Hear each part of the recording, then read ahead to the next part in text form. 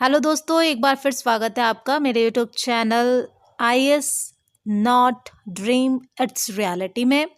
दोस्तों मैंने इससे पहले आपको निबंध के जो पेपर हैं IAS लेवल के यूपीएससी ने जो पिछले 6 साल में कराए हैं 2019 तक, वो मैंने आपको प्रोवाइड करा दिए हैं। और एक दो दिन में मैं आपको 2020 का यानी जो आज का पेपर है 8 तारीख है आज, तो आज आज निबंध का पेपर था आज यूपीएससी वालों का, तो उसे भी मैं आपको कल परसों में प्रोवाइड करा दूंगी जैसे मेरे पास आएगा। उससे पहले मैं आपके लिए लेकर आई हूँ GS 1 का पेपर, और ये 2014 का है। बहुत अच्छे क्वेश्चन आए थे। ऐसा था 2014 में 25 क्वेश्चन पूछे गए थे 2014 तक। उसके बाद 2015 से जो GS 1 आने लगा था, GS 1 GS 2, तो 20 क्वेश्चन कर दिए थे। तो यहाँ पर आपके भले ही क्वेश्चन कम हुए थे, लेकिन जो क्वेश्चन के अंदर 100 जो वर्ड थे वो बढ़ा दिए गए थे। तो आप देखेंगे अभी जब पेपर मैं आपको दिखाऊंगी, तो पेपर जो है पहला पेपर कम्प्लीटली 2 बुक से आता है। एक तो आपका इतिहास, और दोस्तों मैं आपको एक बात और बताना चाहूँगी, आप अपने ज्ञान के लिए आगे की पुस्तक जो बड़ी बड़ी होती हैं उनको पढ़ सकते हैं, लेकिन NCERT को बिल्कुल मत स्किप कीजिएगा, वो आपके लिए बहुत ही ज़्यादा इम्पॉर्टेंट है। तो देखिए यहाँ पर 250 नंबर का GS 1 का होता है और 3 घंटे ही यहाँ पर टाइम दिया जाता है। और इंस्ट्रक्शन बिल्कुल पढ़ना मत भूलिएगा। मैं यहाँ पर पढ़ के आपको बता दे रही हूँ कि 25 क्वेश्चन है जो हिंदी इंग्लिश दोनों में छपे हुए होते हैं, और सारे प्रश्न अनिवार्य होते हैं। यहाँ पर आपको छूट नहीं मिलती है, और प्रत्येक प्रश्न भाग के अंक उसके सामने लिखे हुए होते हैं कि कितने नंबर का है। और अगर आपको जो क्वेश्चन नहीं आता है, तो वहाँ पर आपको करना ये है कि या तो आप उसको काट दें, यानी उस खाली पेज को खाली ना छोड़े, उस पर कुछ ना कुछ लिख के छोड़े, लिख के ऐसे कि रद्द कर दिया जाए, ठीक है। इस तरीके से सिर्फ आप यही लिख सकते हैं। अगर आपने खाली ऐसी छोड़ दिया पेपर, तो आपके मार्क्स काट लिए जाते हैं, क्योंकि यूपीएससी में दोनों ही पेपरों में नेगेटिव मार्किंग होती है। कुछ बच्चे सोचते हैं कि प्रीलिम्स में होती है, नहीं, ऐसा नहीं है।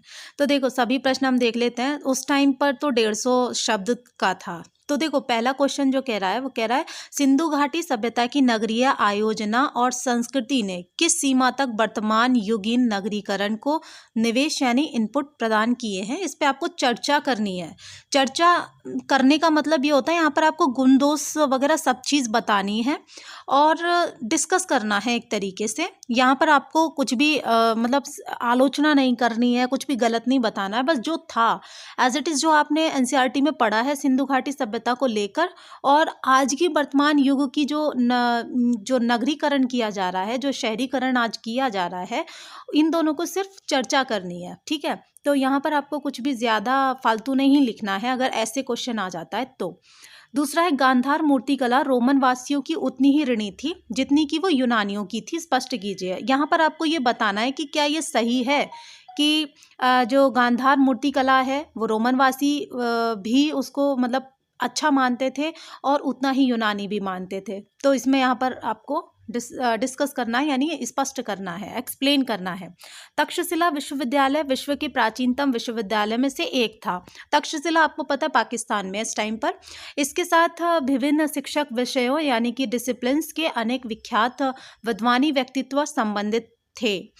उसकी रणनीतिक अवस्थिति के कारण उसकी कीर्ति फैली, लेकिन नालंदा के विपरीत उसे आधुनिक अभिप्राय में विश्वविद्यालय नहीं समझा जाता। चर्चा कीजिए।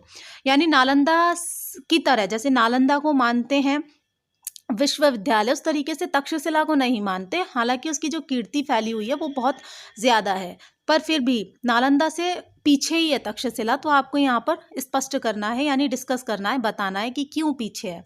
अब देखो चौथा क्वेश्चन जो कह रहा है कि पानीपत का तीसरा युद्ध 1761 में लड़ा गया था। क्या कारण है कि इतनी अधिक साम्राज्य प्रकंपी लड़ाइयाँ पानीपत में ही लड़ी गई? देखो मैं आपको बताऊँ ना, पानीपत में सबसे ज़्यादा युद्ध हुए हैं, आपको पता होगा अगर आपने इतिहास पढ़ा है तो यहाँ पर आपको बताना है कि उन युद्ध करने वालों ने, या फिर इतने युद्ध होने के लिए पानीपत ही क्यों, और भी कई राज्य थे वहाँ क्यों नहीं, पानीपत ही क्यों, तो यहाँ पर आपको बताना है।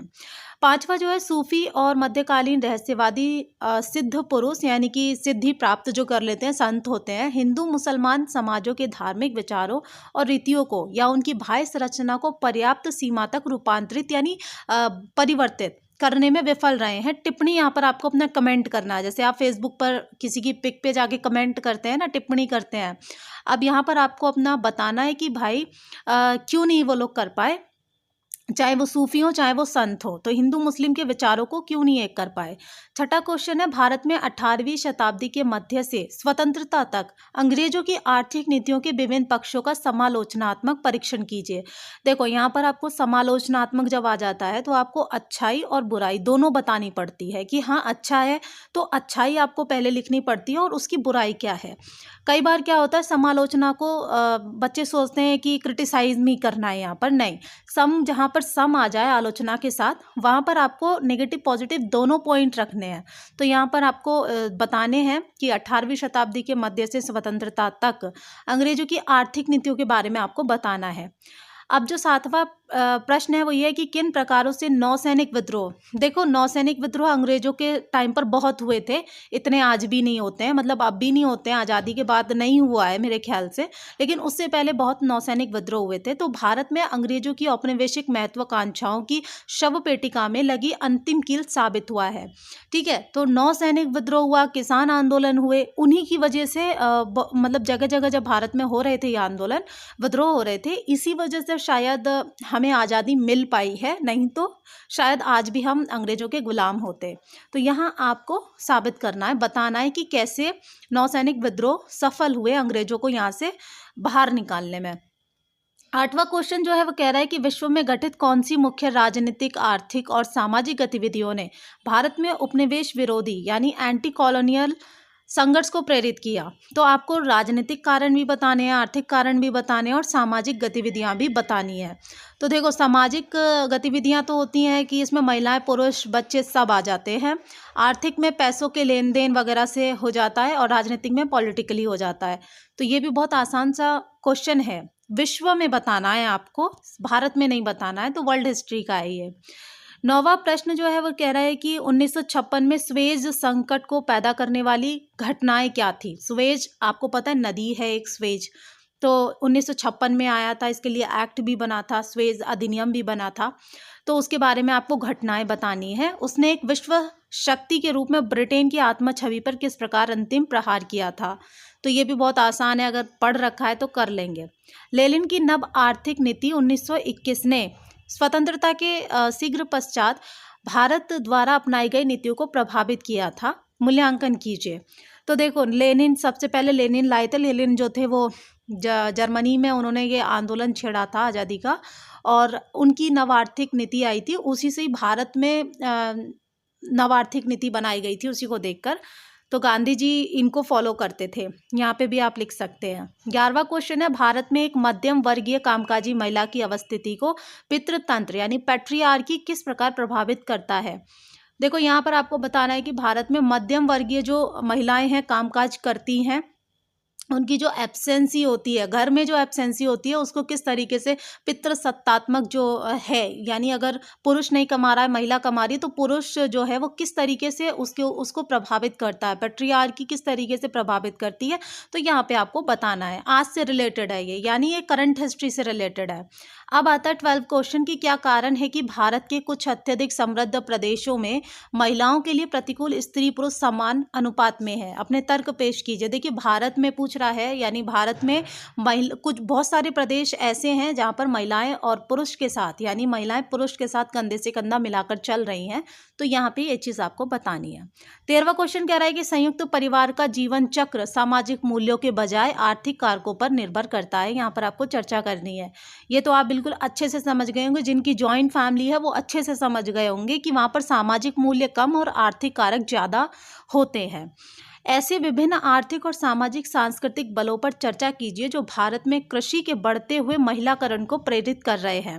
देखो सामाजिक और सांस्कृतिक और आर्थिक कारणों पर आपको बल देना है। बल का मतलब है कि विचार करना है कि भारत में जो कृषि का एरिया है, कृषि का दायरा है, उसमें पुरुष काम करते थे तो समझ में आता था, लेकिन आजकल महिलाएं भी खेती कर रही हैं। तो क्या क्या मतलब इसका प्रभाव पड़ रहा है महिलाओं के ऊपर, ये आपको बताना है।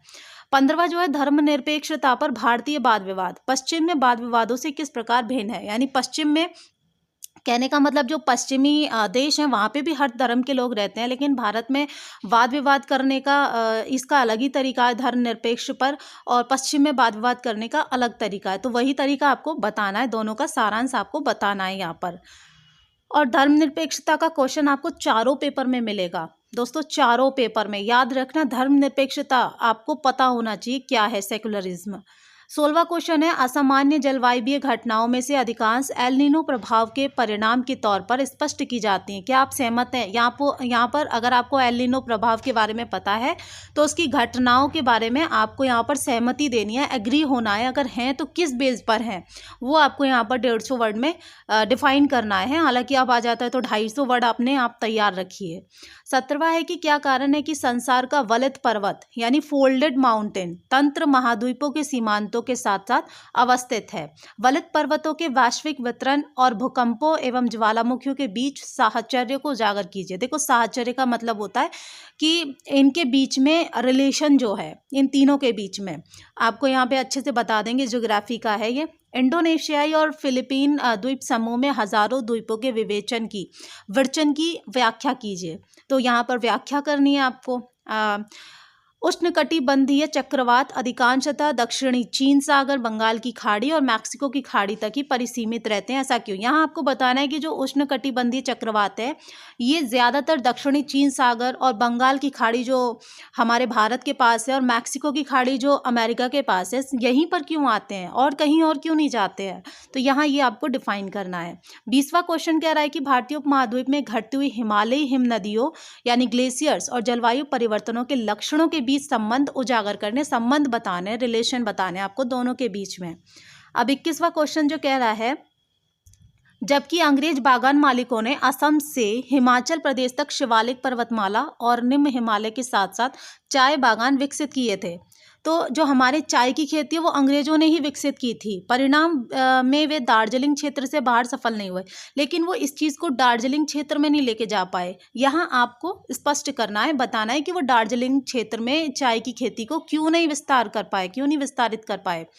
22वां क्वेश्चन है, क्या कारण है कि भारत में हरित क्रांति पूर्वी प्रदेश में उर्वरक मृदा और जल की बढ़िया उपलब्धता के बावजूद असलियत में उससे बचकर आगे निकल गई है। तो ये क्वेश्चन आपको हरित क्रांति से रिलेटेड है, ये भी आपको बताना है, भारत का ही बताना है। विश्व में लोहा और इस्पात उद्योग के स्थानिक प्रतिरूप में परिवर्तन का विवरण दीजिए। दोनों में देखो परिवर्तन बताना है। आपको पता होगा कि इस्पात जो है, स्टील जो है, वो हमारे भारत का ही है, मतलब हमने दिया है पूरे विश्व को, भारत से निकला इस्पात, ठीक है, स्टील। और सबसे पहले यहाँ भारत में जो है टाटा ने इसका इस्पात कारखाना खोला था, आपको पता होना चाहिए। 24 वाला क्वेश्चन है कि विश्व के संसाधन संकट से निपटने के लिए महासागरों के विभिन्न संसाधनों जिनका उपयोग किया जा सकता है का आलोचनात्मक मूल्यांकन आपको करना है। देखो, यहाँ पर आपको आलोचन करना है, आलोचना करनी है, क्रिटिसाइज करना है, उसका मूल्यांकन भी देना है कि क्यों, किस बेस पर आप इसकी आलोचना कर रहे हैं। यहाँ आपको समालोचना नहीं करनी, बल्कि डायरेक्ट आपको आलोचना करनी है, क्रिटिसाइज करना है इसको। अब 25वां जो है वो कह रहा है, उभरते प्राकृतिक संसाधन समृद्ध अफ्रीका के आर्थिक क्षेत्र में भारत अपना क्या स्थान देखता है। तो ये भी बहुत आसान सा क्वेश्चन है। और बाकी की अगर मैं बात करूं तो मैंने आपको GS 1 का पेपर भी दे दिया, बहुत ही अच्छा है, 2014 का पेपर था ये। देखो, इससे आपको तैयारी करने में बहुत ज़्यादा हेल्प मिलेगी, बस इसका और कोई आपका वो नहीं है, क्योंकि UPSC भी कहीं और से क्वेश्चन नहीं लेकर आता है, वो भी पिछले क्वेश्चनों को खंगालता है कि उसने क्या दिया है, ठीक है। तो आई होप कि आपको ये पसंद आया होगा। Thank you. अगर आपको अच्छा लगा तो लाइक शेयर सब्सक्राइब ज़रूर कीजिएगा।